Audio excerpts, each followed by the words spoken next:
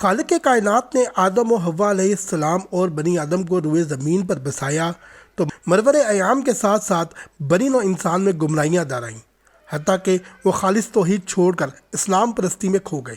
ان کی اصلاح کے لیے اللہ تعالیٰ نے پے در پے انبیاء اور رسول مبعوث فرمائے، جنہوں نے رشد و ہدایت کی راہیں روشن کی، وحدانیت کا پرچار کیا اور گمراہ انسانوں کو رب تعالیٰ کے راستے پر چلانے میں اپنی زندگیاں کھپا دیں۔ ان نفوس قدسیہ نے انسانیت کو شرک و دلالت اور بت پرستی کے اندھیروں سے نکال کر توحید خالص کی راہ دکھائی۔ وہ انسانوں کے لیے بشیر و نذیر تھے اور ان کے خیر خواہ تھے۔ وہ ان کی روحانی اور جسمانی علائشیں دور کر کے انہیں پاکیزگی اور صدق و صفا کی زندگی بسر کرنے کی تلقین کرتے تھے۔ جو گمراہوں کو اللہ تعالیٰ کے غیظ و غضب سے بچانا چاہتے تھے، وہ باطل پرستوں کو اللہ اور صرف اللہ کی عبادت و اطاعت کا درس دیتے تھے۔ اللہ تعالیٰ نے قرآن مجید میں بہت سے بہترین اور خوبصورت واقعات بیان فرمائے ہیں، جن میں بے شمار حکمتیں اور عبرتیں پوشیدہ ہیں۔ قرآن مجید میں بیان ہونے والے بہترین قصوں میں سے ایک قصہ بنی نوع انسان کے باپ حضرت آدم علیہ السلام کا ہے۔ آپ اللہ تعالیٰ کے پہلے نبی ہیں۔ آپ کا قصہ قرآن مجید کی مختلف صورتوں میں متعدد پیرائے میں بیان ہوا ہے۔ اللہ تعالیٰ نے سورہ بقرہ میں اس قصے کو بیان کرتے ہوئے فرمایا، جس کا ترجمہ کچھ یوں ہے: اور وہ وقت یاد کرنے کے قابل ہے جب تمہارے پروردگار نے فرشتوں سے فرمایا کہ میں زمین میں اپنا نائب بنانے والا ہوں۔ انہوں نے کہا، کیا تو ایسے شخص کو نائب بنانا چاہتا ہے جو خرابیاں کرے اور کشت و خو کرتا پھرے، اور ہم تیری تعریف کے ساتھ تسبیح و تقدیس کرتے ہیں۔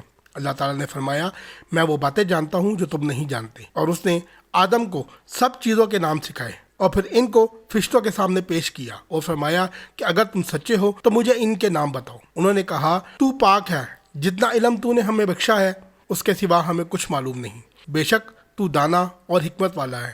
تب اللہ نے آدم کو حکم دیا، آدم تم ان کو ان چیزوں کے نام بتاؤ۔ جب انہوں نے ان کے نام بتائے تو اللہ تعالیٰ نے فرشتوں سے فرمایا، کیوں میں نے تم سے نہیں کہا تھا کہ میں آسمان اور زمین کی سب پوشیدہ باتیں جانتا ہوں، اور جو تم ظاہر کرتے ہو اور جو تم پوشیدہ کرتے ہو سب مجھ کو معلوم ہے۔ اور جب ہم نے فرشتوں کو حکم دیا کہ آدم کے آگے سجدہ کرو تو وہ سب سجدے میں گر پڑے، مگر شیطان نے انکار کیا اور غرور میں آ کر کافر ہو گیا۔ حضرت انس بن مالک رضی اللہ تعالیٰ عنہ سے روایت ہے کہ رسول اللہ صلی اللہ علیہ وسلم نے فرمایا، قیامت کے دن مومن جمع ہو کر کہیں گے کہ اگر ہم کسی سے اللہ کے سامنے سفارش کروائیں تو اس مشکل مرحلے سے نجات مل جائے، تو وہ آدم علیہ السلام کی خدمت میں حاضر ہو کر عرض کریں گے، آپ تمام انسانوں کے جد امجد ہیں، آپ کو اللہ تعالیٰ نے اپنے ہاتھ سے پیدا فرمایا اور اپنے فرشتوں سے آپ کو سجدہ کروایا اور آپ کو تمام اشیاء کے نام سکھائے، اپنے رب کے سامنے ہماری سفارش فرمائیے تاکہ ہمیں اس مرحلے سے نجات نصیب ہو۔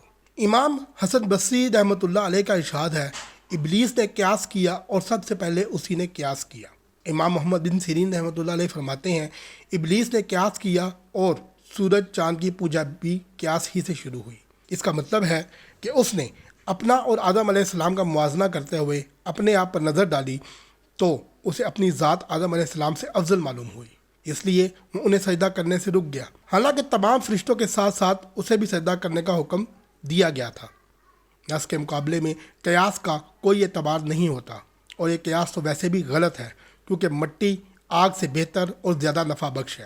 مٹی میں پختگی، بردباری، تحمل، بڑھنے پھولنے کی صفات پائی جاتی ہیں، جبکہ آگ میں جذباتیت، ہلکا پن، جلد بازی اور جلانے کی خصوصیات ہیں۔